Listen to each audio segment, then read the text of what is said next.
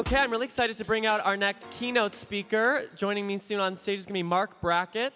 Marc is the founding director of the Yale Center for Emotional Intelligence. He's also a professor in the Child Study Center at Yale. He's the author of the best-selling book, Permission to Feel. Marc is a researcher. He has been for 25 years on the role of emotional intelligence in learning, decision-making, creativity, relationships, physical and mental health, and more. He also produced the documentary America Unfiltered. If you got a chance to see it last night or at the AIR Show, it's really incredible. So if you weren't there with us, definitely check that out. We're really excited to have him here. So without further ado, please give a warm welcome to Marc Brackett.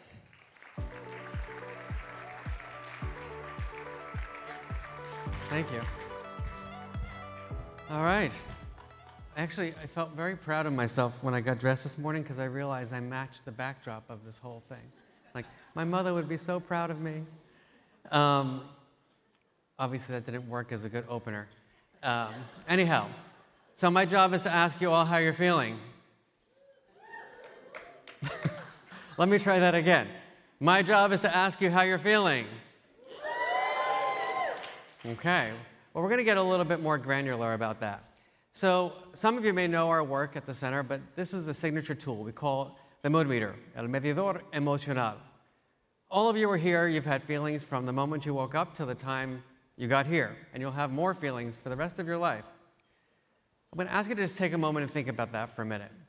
How many of you were somewhere in the yellow? You're high energy and pleasant. Let me see the noise for that. Yellow people.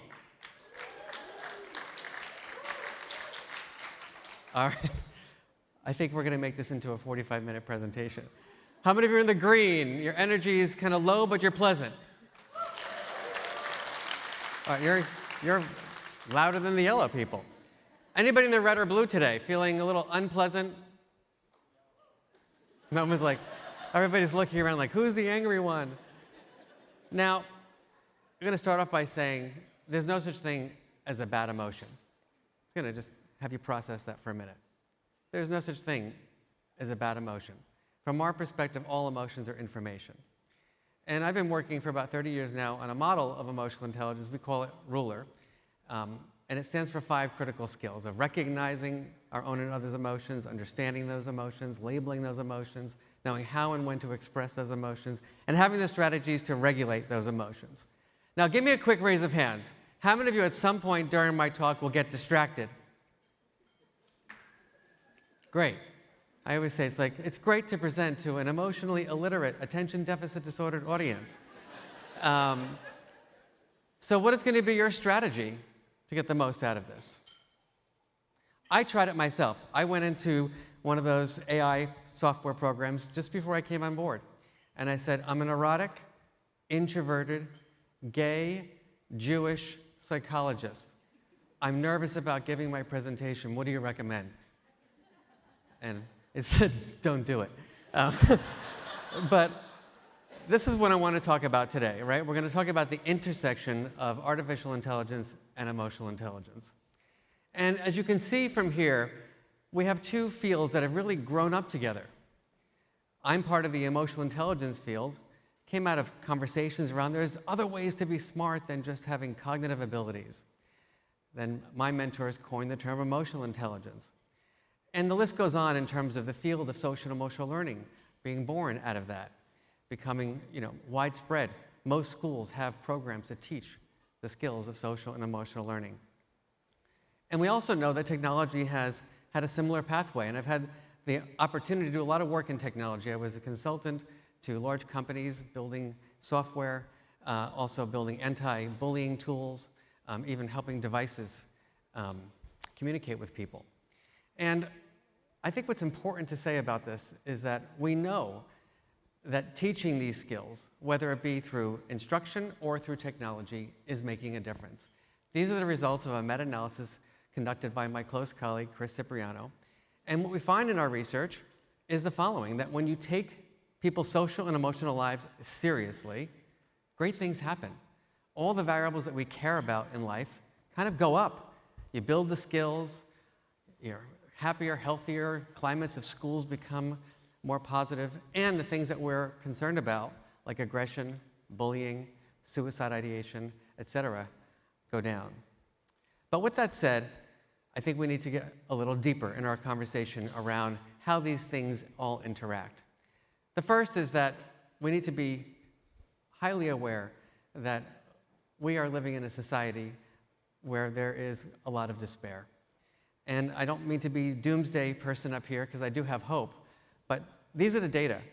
There's been a 52% increase in death by suicide in the last 20 years.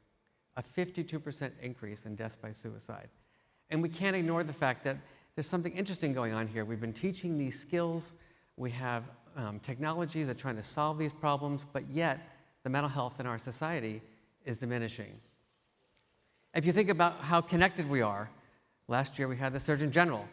I mean, what an amazing thinker and proponent of building a better society. But look at the data. I was a kid who hated school. I was bullied horrifically as a kid.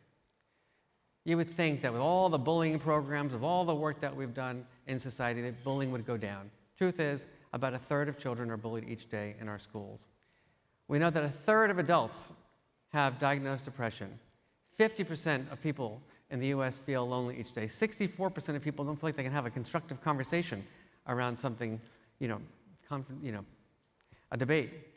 And I don't think we can ignore the fact that the number of hate crimes has risen enormously in the last 10 years across all forms of racism and other isms. Now, at the same time, we're striving to connect. How many of you feel like you'd be a little healthier, a little happier, if some of your relationships were a little better? Would anybody raise their hand to that? Like, put them up, or maybe you should go home. The truth is that we are striving for connection. And I want to just point out that poor mental health and loneliness are caused in large part by a lack of connection. The thing that I think is important to talk about here is that people have a desire to interact with something, like their device. As a matter of fact, research now shows that a lot of our adolescents would prefer to interact with their device than a human being. They prefer to text someone as opposed to talk with them face to face. Now, technologists want to help, like all of you. So the question is, what can we do? Well, we know that AI is being used to help people look up problems, get scripts on how to deal with things. But I think we need to be really careful. I'll give you one example. So just that, imagine there was a device on your kitchen table and you said, "Hey, Debmo." That was for you guys. I need help with this. And you get this script. And then you're in anybody here have a really big conflict with someone? How many of you have ever been in conflict? Yeah, so I've tried this out. Like, give me the advice for how to deal with my conflict. And it says something like, take a nice, long inhale. And I breathe in. And I breathe out. And I'm like, now it's even clearer why I can't stand you.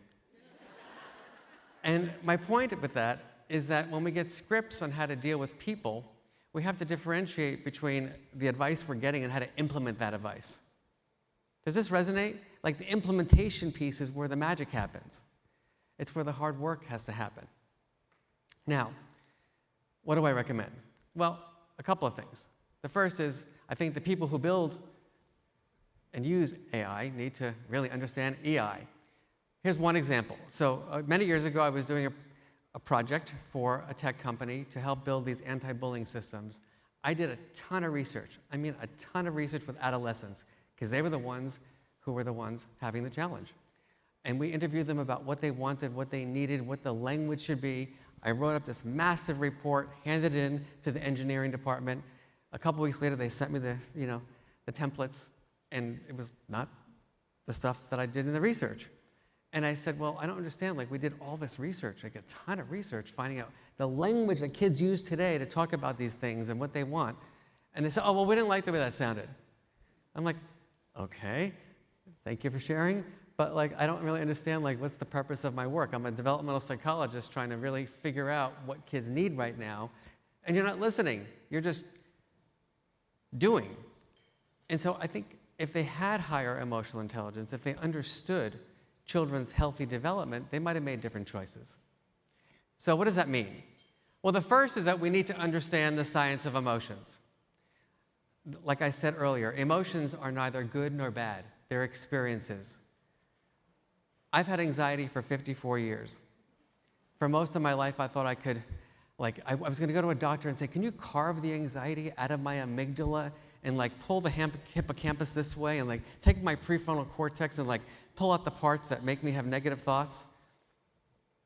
It's never happened. I've had to learn how to be with my anxiety. And oftentimes when we ask advice from devices, it's telling us how to get away from our feelings. And I think that's the opposite of what we need to do. We need to embrace our emotional lives and understand that we are humans who have feelings, and that what we have to learn how to do is use our emotions wisely. Because emotions matter for everything. My anxiety has, as a matter of fact, I have a rule now. I only hire people who have moderate levels of anxiety. They get shit done. I mean, they really get stuff done. I used to hire these people that do mindfulness all the time, and they were like, no, Mark, we have to do breathing exercises all day long. I'm like, no, we got to write papers. We got to get stuff done. There's no, Anyhow, very importantly, we have to understand that variability within the individual is the norm. What does that mean? Well, most of the AI stuff that I have looked at, most of the movies that have come out, use caricatures to teach people about feeling. Everybody say, or give me your happy face. 3, 2, 1, go. Right, you do. Hey. That's what you do in the business world, maybe. Well, that would be weird. But anyhow, if you go to a classroom in South Korea and you ask a kindergartner to draw a happy face, what you get is something like this. You get a very gentle smile. You go to New Haven, Connecticut, where I work, and you ask a 5-year-old to draw a happy face. It's this. This huge thing with the teeth all over the place. Does that mean that the kids in New Haven are happier than the kids in Korea? Absolutely not. It just means that culture is inextricably linked to the way we experience and express emotions, and we need to take that into serious consideration when we're designing technology. Okay, now, these are critical skills, we'd all agree. How many of you have ever worked for someone who is low in emotional intelligence? And how many of you think to yourself, my gosh, I would do anything to go back to that job? No, we can't stand people who don't have these skills. It's the worst in the world. I mean, I work at a university where everyone has higher SAT scores than I ever had. They have higher grade point averages. They play instruments I never even heard of before. A lot of cognitive abilities. And the resistance to learning emotional intelligence is rampant. I get things like, Professor Brackett, I didn't need emotional intelligence to get into Yale. And I'm like, you're going to need to get out. I promise you, you're going to need to get out. And we have good students, really good students. But we have to recognize that we want to be around people that have these skills. How many of you would say, it should be a priority in hiring people that have these underlying emotion skills? People who are self-aware, socially aware, able to manage their feelings, able to help you manage your feelings during a time of crisis. And that's what we've shown in our research. I do mostly research in school systems, and what I found in our research during the pandemic in particular was that leaders with more developed emotional intelligence had teachers who were healthier, happier, they slept better at night, and they were less likely to want to leave the teaching profession.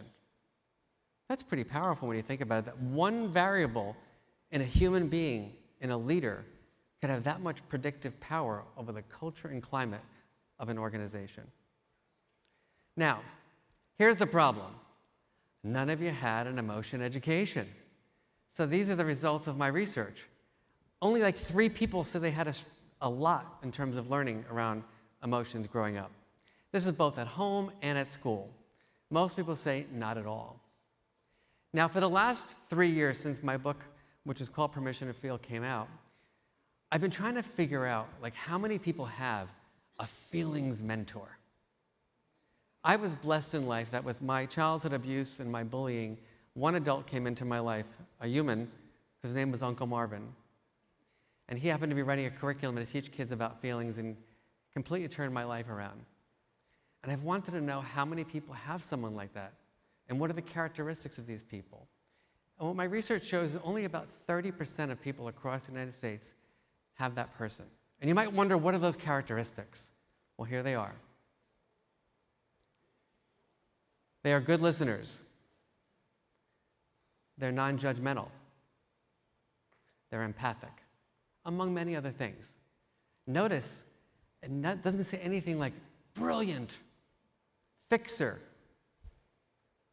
So here's another thing to consider when you're designing technology. Nobody wants to be fixed. I'm going to say that again. Nobody wants to be fixed. So when we're doing searches in technology to find solutions to our challenges, maybe we're not supposed to give people something to actually do differently. Maybe we have to help people understand who they are, be more present with their feelings, and have strategies to deal with those feelings. So I firmly believe that we need to formalize this, and I'm a proud board member of CASEL, who is represented here today, which is the Collaborative for Academic Social Emotional Learning. I have my own approach called Ruler that I've been working on. And what I find is that we are a quick fix society. Right? We want a quick fix to the problem. We want to do a breathing exercise. We want to teach people a class on empathy in 3rd grade and then think that they're empathic for the rest of their lives. Anger management's in 5th grade for whatever reason, I don't know. But the point is that we need to think about this at a systemic level, both in schools and at workplaces. And we also know that parents need it too. And I think importantly, if we don't take on a prevention lens, the number of new cases that are entering the system with problems are never going to decrease. We can invest all we want in interventions, but it's not going to decrease the mental health challenges that we have today. It's going to keep on dealing with them, and we know that we have a system that can't deal with them either. AI is trying to work in that space. Again, something that needs to be taken more seriously. I also want to argue that policymakers and CEOs need an education in emotional intelligence. Why is that? Well, technology companies need employees with high EI, as I said earlier, to help design these technologies. The algorithms are built in part by the people who are programming them. I also want to argue that policymakers need EI. Think about the checklists that our policymakers use in the government to deal with emissions. Right? We have checklists for everything. What if we had a checklist for how our technologies are impacting people's healthy emotional development? Now, on that note, I'm going to share with you some fun tools that you can use to help build your skills. I was very fortunate that during the pandemic, the founder and CEO of the company Pinterest, Ben Silverman, he had read my book and we gotten to know each other. And we decided to work together, our teams at Yale and his team now at an organization he founded called the How We Feel Project. We've worked together to build this app. We've had hundreds of thousands of people download the app, and because of generous donations, it will be free forever. And it's on Android and iOS, and essentially takes the tool that I share with you in my opening and brings it to you. 144 emotion terms with their definitions. You can journal about your feelings. We're actually going to, I think AI can be very useful in terms of scanning through your journals to help you build insights about who you are. We can tag our feelings for who we're with and what we're doing, where we're at, so that when we analyze our report, we can say, oh, I'm feeling this way with these people and this way with those people. I need different strategies to support myself in these different conditions. So please check that out. I also want to share something new that I've done. One of the things after writing something called Permission to Feel, you get a lot of people who write to you and they say, thank you for giving me permission to feel, but now what the heck do I do with all these feelings?